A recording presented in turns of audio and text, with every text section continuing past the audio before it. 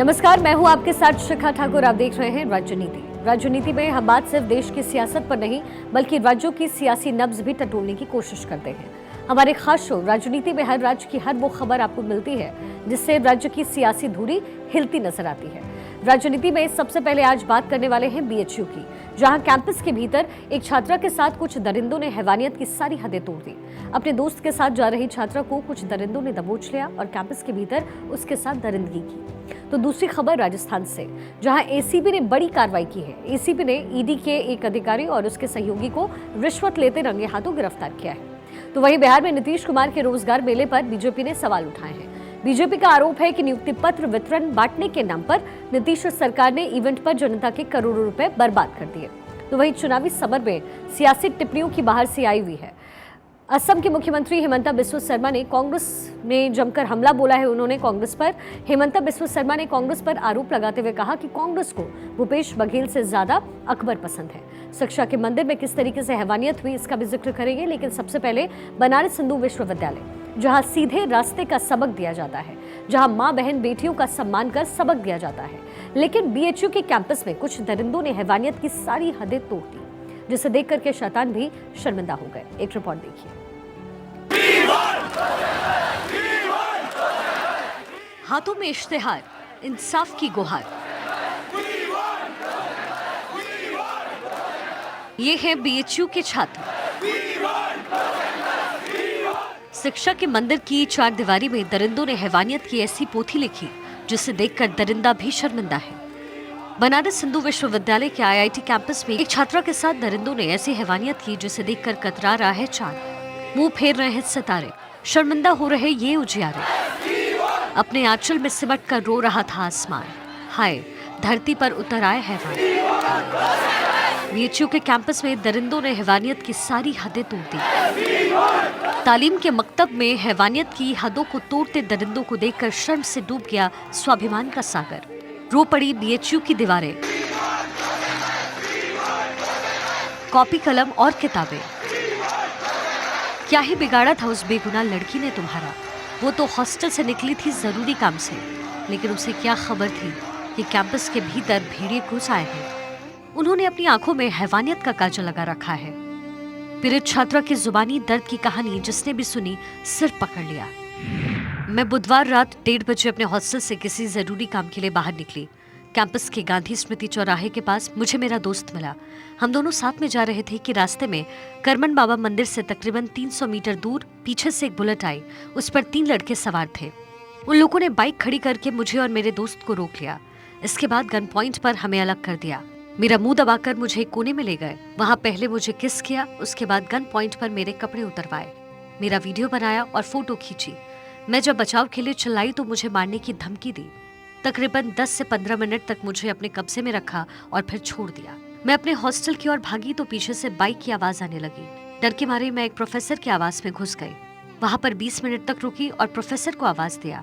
Professor ने मुझे gate तक छोड़ा और उसके बाद पार्लियामेंट सिक्योरिटी कमेटी के राहुल राठौड़ मुझे पेट्रोलिंग गार्ड के पास लेकर पहुंचे, जहां से मैं अपने हॉस्टल तक सुरक्षित आ गई। तीनों आरोपियों में से एक मोटा, दूसरा पतला और तीसरा मीडियम हाइट का था। दरिंदों के खिलाफ कार्रवाई की मांग को लेकर बीएचयू के करीब 2000 छात्र सड़क पर उतर आए। कैंपस में प्रोटेस्ट कर रहे छात्रों का कहना है कि आरोपियों के खिलाफ सख्त कार्रवाई की जाएगी। अभी जो बुधवार की रात आईआईटी बीएचयू की छात्रा के साथ जो दुर्व्यवहार हुआ था, वो उसके बाद संस्थान के सारे लगभग 4 से 5 हजार के करीब छात्र और छात्राएं धरनारत थे सुबह से ही। और जैसा एक मिनट इधर दिखाइए, बच्चे जो है जिमखाना ग्राउंड में जा रहे हैं। डायरेक्टर की तरफ से बुलावा इन बच्चों के लिए आया है और एक माना जा रहा है कि लगभग जो है बच्चों की मांग को जो है आईआईटी बीएचयू प्रशासन मान ली है। और इनकी प्रमुख मांग थी कि पूरे परिसर को बिल्कुल जो है किसी भी बाहरी आदमी के प्रवेश पर बिल्कुल पूरी तरीके से प्रतिबंध लगाया जाए और जो छेड़खानी के जो आरोपी है उसकी तत्काल गिरफ्तारी की जाए। फिलहाल लंका थाने में पुलिस ने मामला दर्ज कर लिया है। पुलिस के मुताबिक आरोपियों की तलाश की जा रही है, जल्द ही उन्हें गिरफ्तार कर लिया जाएगा।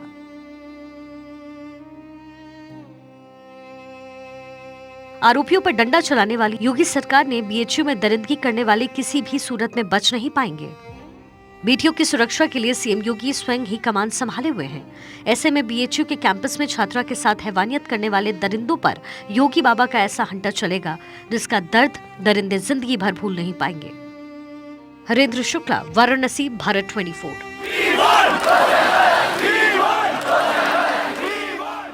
चलिए आगे बढ़ते हैं बात राजस्थान की। राजस्थान में चुनावी मौसम में हलचल काफी तेज हो गई है। राजस्थान के जयपुर में ईडी ऑफिसर के खिलाफ एसीबी ने बड़ी कार्रवाई की है। ईडी के प्रवर्तन अधिकारी नवल किशोर मीणा को एसीबी ने घूस लेते हुए ट्रैप किया है। एसीबी ने ईडी अधिकारी नवल किशोर और दलाल बाबूलाल को 15 लाख की घूस लेते हुए गिरफ्तार किया। क्या कुछ हुआ है इस मामले में, ये भी आप समझिए। चिटफंड से जुड़े मामले को बंद करने के एवज में ये रिश्वत मांगी गई। संपत्ति कुर्क न करने और गिरफ्तारी से बचाने के बदले रिश्वत मांगी गई। 15 लाख रुपए की रिश्वत ले रहा था ईडी अधिकारी नवल किशोर मीणा। एसीबी ने ईडी अधिकारी नवल किशोर को रंगे हाथों रिश्वत लेते हुए ट्रैप किया। नवल किशोर और उसके सहयोगी बाबूलाल को एसीबी ने गिरफ्तार कर लिया है। अब खबरों के मुताबिक ईडी अधिकारी दलाल बाबूलाल के जरिए 17 लाख रुपए की रिश्वत मांग रहा था। घूस लेने के आरोप में गिरफ्तार ईडी अधिकारी नवल किशोर मीणा मणिपुर के इम्फाल सब जोन कार्यालय में ईओ पद पर तैनात है। गिरफ्तार ईडी अधिकारी के ठिकानों पर भी एसीबी ने छापेमारी की और इस पूरे मामले में एसीबी ने स्टेटमेंट जारी कर बताया प्रवर्तन अधिकारी नवल किशोर मीणा और उसके सहयोगी बाबूलाल मीणा को खैरथल तिजारा जिला के मुंडावर में परिवादी से 15 लाख रुपए की रिश्वत लेते हुए गिरफ्तार किया गया है। चलिए बात बिहार की करते हैं, क्योंकि आगामी लोकसभा चुनाव की तैयारियों में पार्टियां अभी से जुटी हुई है। बिहार के मुख्यमंत्री नीतीश कुमार पूरी तरीके से लोकसभा की तैयारी को लेकर मैदान में उतर गए हैं। बिहार की राजधानी पटना के गांधी मैदान में नीतीश कुमार ने रोजगार मेला लगाया। नीतीश कुमार ने 25,000 शिक्षकों को नियुक्ति पत्र सौंपे और पूरे बिहार में कुल 1,20,336 शिक्षकों की नियुक्ति की गई। बताया जा रहा है कि कार्यक्रम पर नीतीश सरकार ने 3 करोड़ 41 लाख रुपए खर्च किए। शिक्षा विभाग ने अपने आदेश में कहा है कि पटना के गांधी मैदान और अन्य जिला मुख्यालय में आयोजित नियुक्ति पत्र वितरण कार्यक्रम के लिए राशि भेजी गई है। नियुक्ति पत्र वितरण कार्यक्रम का ये पूरा खर्च क्या है, ये भी समझाते हैं आपको। शिक्षा विभाग ने जिलों को 3 करोड़ 41 लाख की राशि जारी की। बस किराए के लिए 1 करोड़ 85 हजार रुपए जारी किए गए। बसों से पटना के गांधी मैदान में शिक्षकों को लाया गया है। अन्य कार्यालय और मद के लिए 2 करोड़ 41 लाख भेजे गए हैं। पटना जिले को 1 करोड़ 57 लाख रुपए भेजे गए और इसको लेकर के बीजेपी ने बिहार सरकार पर जमकर निशाना साधा। बीजेपी ने नीतीश सरकार पर हमला करते हुए कहा कि एक तरफ शिक्षकों को सही समय पर महीने का वेतन नहीं मिल पा रहा, वहीं सरकार सिर्फ दिखावे के लिए जनता के करोड़ों रुपए की बर्बादी इस वक्त कर रही है। लालू और तेजस्वी के इशारे पर यह विभाग गलती कर रही है। 545 प्राथमिक शिक्षक में 26,089 और उच्च माध्यमिक शिक्षक में 23,720, तो कुल मिलाकर के बिहार लोक सेवा आयोग के द्वारा 1,20,336 शिक्षकों की नियुक्ति की गई। तो ये बड़ी खुशी की बात है और यहां पर तो सीमित है और बाकी सभी जगह पूरे बिहार में इस कार्यक्रम का आयोजन किया गया है और देश के अन्य राज्यों की तुलना में बिहार राज्य में पहली बार बड़े पैमाने पर नियुक्ति की गई। जितनी बड़ी नियुक्ति बिहार में की गई है, इतने बड़े पैमाने पर कहीं भी नियुक्ति नहीं हुई है।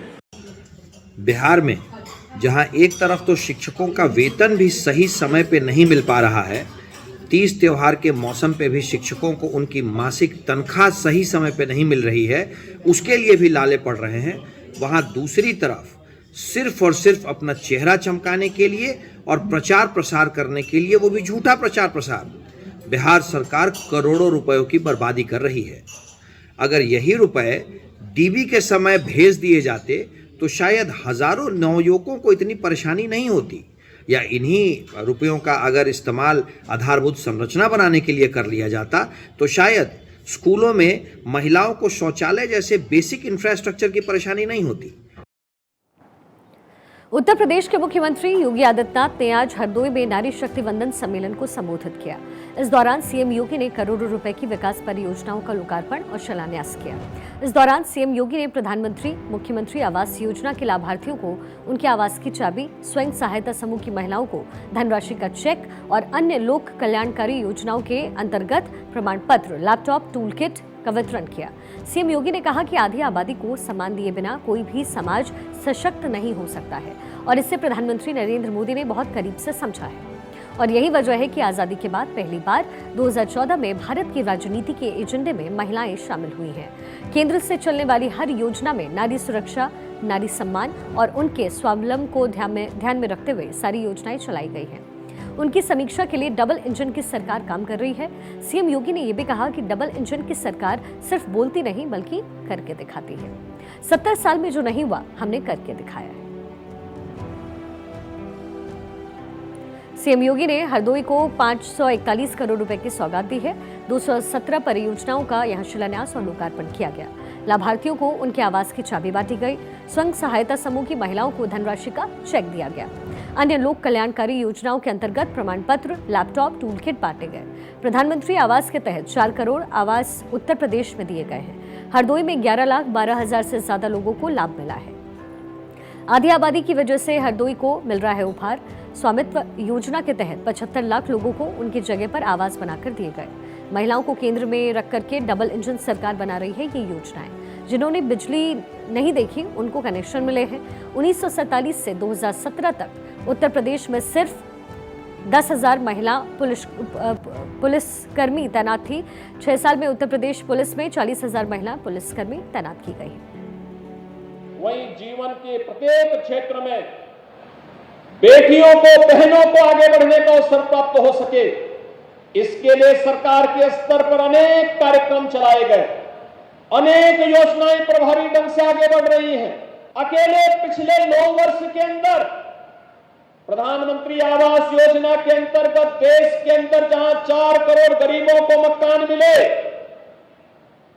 प्रदेश में डबल इंजन की सरकार बनने के उपरांत अकेले हरदोई जनपद में ही 1,12,000 से अधिक परिवारों को एक आवास उपलब्ध कराने का काम भी किया गया। चलिए अब राजनीति में आगे बढ़ते हैं। असम के मुख्यमंत्री और हिमंता बिस्वा शर्मा ने छत्तीसगढ़ के मुख्यमंत्री भूपेश बघेल से आज मुलाकात की। सीएम हिमंता बिस्वा शर्मा ने छत्तीसगढ़ में आगामी चुनाव के प्रचार के लिए वो वहां पहुंचे। मोहल्ला मानपुर अंबालगढ़ चौकी में ये मुलाकात उन दोनों की हुई, जिसके बाद हिमंता बिस्वा शर्मा ने कहा कि अकबर वाली टिप्पणी पर चुनाव आयोग के नोटिस पर बीजेपी नेता और असम के सीएम हिमंता बिस्वा शर्मा ने ये कहा कि जब उन्होंने अकबर के बारे में बोला तो कांग्रेस ने शिकायत की। उन्होंने कहा कि टीएस के खिलाफ कुछ बोला होता तो शिकायत दर्ज करना उचित होता।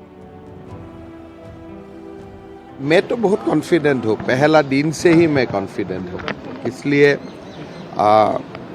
आपको भी धीरे धीरे लगने लगा होगा और मैं तो एकदम 100% कॉन्फिडेंस हूँ।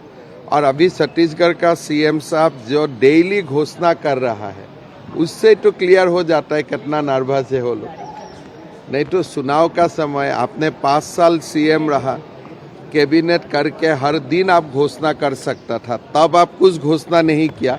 अभी नर्वस होते हुए हर दिन घोषणा कर रहा है, इसलिए आपको मालूम भी है आगे आपको सीएम बनना भी नहीं है। सर ये आपको नोटिस मिला? हमको नोटिस मिला, मैंने जवाब दे दिया, लेकिन मेरा मन में एक ही रहा। मैंने भूपेश बघेल जी का बात भी बोलता हूँ, मैंने बाकी लोगों का बात भी बोलता हूँ। छत्तीसगढ़ कांग्रेस ने कंप्लेन नहीं किया। जब मैंने मोहम्मद अकबर का बारे में कुछ बोला तुरंत कंप्लेन कर दिया। तो लगता है कि छत्तीसगढ़ कांग्रेस का भूपेश बघेल से भी मोहम्मद अकबर ज़्यादा प्यारा है। आप देखिए मैं सबका बारे में बोलता हूँ, लेकिन किसी का बारे में बोलने भी कंप्लेन नहीं डालते हैं। लेकिन जब मोहम्मद अकबर का बारे में बोला, वो लोग इलेक्शन कमीशन को कंप्लेन डाल दिया। तो मैं तो हैरान हो गया, यार भाई कम से कम मैं टीएस सिंहदेव का बारे में कुछ बोला, आप कंप्लेन दिया तो ठीक है, बात होता है। भूपेश बघेल जी का खिलाफ कुछ बोला, आप कंप्लेन देता है तो ठीक है। लेकिन मोहम्मद अकबर आपका इतना क्यों प्यारा है? क्या पूरा छत्तीसगढ़ का कार्यक्रम उनका थ्रू से होता है क्या बात है? उसको बाद में मैं सुनाऊं का, बाद में मैं भूपेश बघेल जी को पूछूंगा, भाई मोहम्मद अकबर में ऐसा क्या शार्म है कि उनका खिलाफ बोलने से आप कमीशन को कंप्लेन देता है? हाँ, मुझको नोटिस भी मिला, मैंने जवाब भी दे दिया। और चलिए इसी के साथ राजनीति में आज के लिए बस इतना ही। फिर होगी आपसे मुलाकात, तब तक के लिए मुझे दीजिए इजाजत। लेकिन देश और दुनिया की छोटी बड़ी खबरों के लिए आप देखते रहिए भारत 24।